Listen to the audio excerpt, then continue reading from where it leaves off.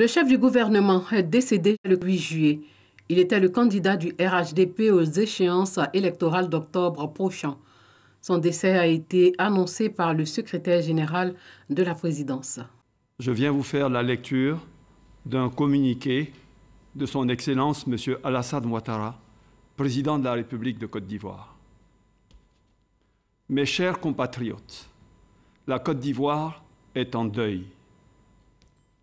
J'ai la profonde douleur de vous annoncer que le Premier ministre Amadou Gon Coulibaly, chef du gouvernement, nous a quittés après avoir pris part au Conseil des ministres ce mercredi 8 juillet 2020 au palais de la présidence de la République.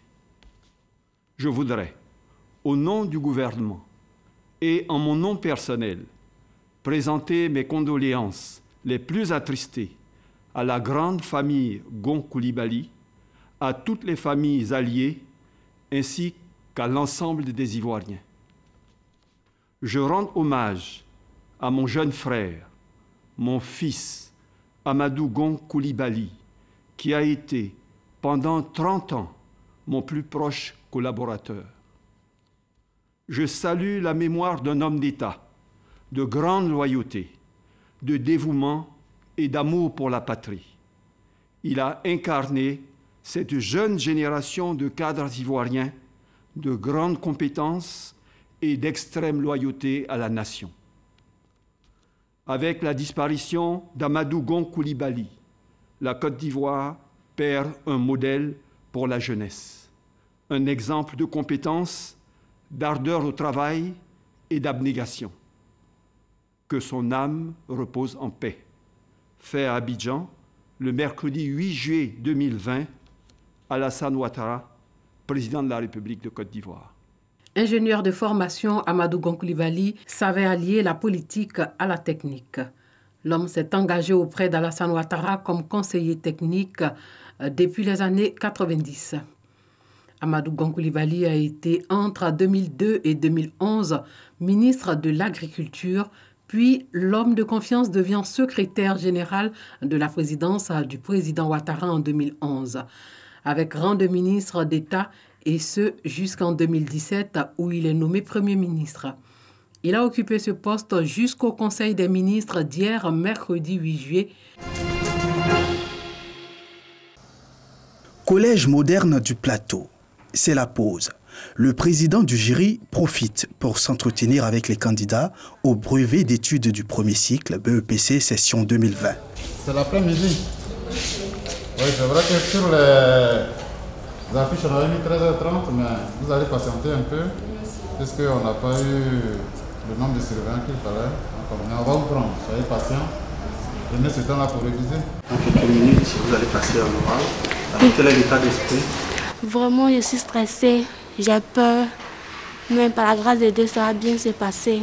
Sur 6 examinateurs, seuls 3 ont répondu à l'appel pour les épreuves orales qui ont débuté avec l'anglais. Ce que j'ai pu joindre, ils ont indiqué n'avoir pas reçu de convocation dans leur établissement. Donc certainement, c'est dû aux difficultés de dernière minute. À la reprise, ce sont des candidats un peu gagnés par le stress que nous avons rencontré. Women bought ease. Here short of that, short piece of cloth, I want they body. On sait un peu comment la situation est, mais je crois que ça va. Parce que déjà, ils arrivent à lire. Voilà, ils arrivent à lire. Je pose quelques questions sur les textes. Les mots, c'est pas trop ça, mais je sens qu'il a compris les textes. Puis bon, après, je pose des questions de la vie quotidienne, leur âge, comment ils s'appellent, s'ils ont des frères et sœurs, donc je pense que ça va. Tout comme au Collège moderne du Plateau, au Collège Notre-Dame, le problème d'examinateur se pose avec acuité. Les choses, c'est vrai, ce matin, on traînait un tout petit peu en raison de l'insuffisance des interrogateurs. Le nombre convoqué n'était pas effectivement là, mais on a, avec l'aide de nos supérieurs, pallié à la chose. Par manque d'interrogateurs, plusieurs ne se portent pas bien. Donc je suis à la tâche pour donner un coup de main à mes collègues. Mais il faut dire que de façon générale, le niveau est moyen. Ce déficit d'enseignants n'a pas dérangé le bon fonctionnement de ces oraux qui prendront fin ce samedi. Bouaké quartier Air France 2. Nous sommes à l'école primaire Jean-Paul Sartre. Parents et écoliers partagés entre inquiétude et sérénité attendent impatiemment les résultats comptants pour l'entrée en 6e. Pendant ce temps, les responsables de l'établissement sont à la tâche pour de meilleures conditions à la proclamation des résultats. 15h10, le directeur de l'établissement invite parents et écoliers à prêter attention.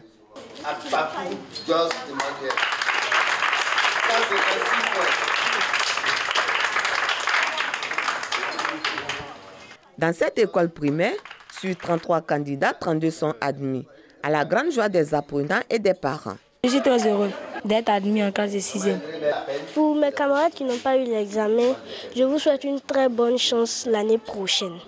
Un sentiment de joie et de fierté de voir son enfant réaliser un rêve quand même, parce que tout parent voudrait que quand son enfant est scolarisé, puisse produire des résultats probants, des résultats satisfaisants. Au groupe scolaire Bassa, sur un total de 222 écoliers, on enregistre 199 admis.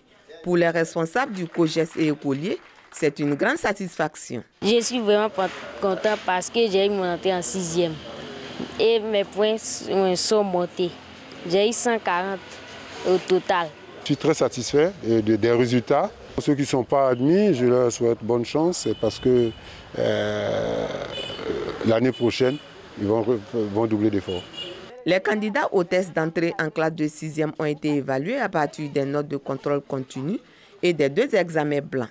L'admission en 6e se fait sur la base de l'obtention des 85 points sur 170, conformément à la mesure de suppression du concours d'entrée en 6e, en vigueur depuis 2013. Abidjan, commune d'Atekoubé, le quartier Boribana, qui signifie littéralement « la course est finie » en malinké, est rattrapé par son nom. Après un premier passage de gros engins qui ont rayé une bonne partie de ce quartier précaire de la carte, la seconde phase de démolition des maisons en vue de la construction du 4e pont a débuté ce mercredi 8 juillet. Des engins broient des immeubles sous le regard de passants, pris entre déception et espoir. Ça me fait la peine parce que nous sommes dans une période critique, tout le monde le sait. Ça a paralysé tout l'univers entier, tout le monde le sait. La crise sanitaire, la Covid-19. Bon, nous ne sommes même pas sortis de là. Voilà encore des populations qui tombent dans l'angoisse. Bon, ça me fait plaisir parce qu'il faut désengorger, il faut que la ville évolue, il faut le développement. Moi je suis content parce que c'est pour moi un pays en valeur. On ne peut pas manger et sans casser.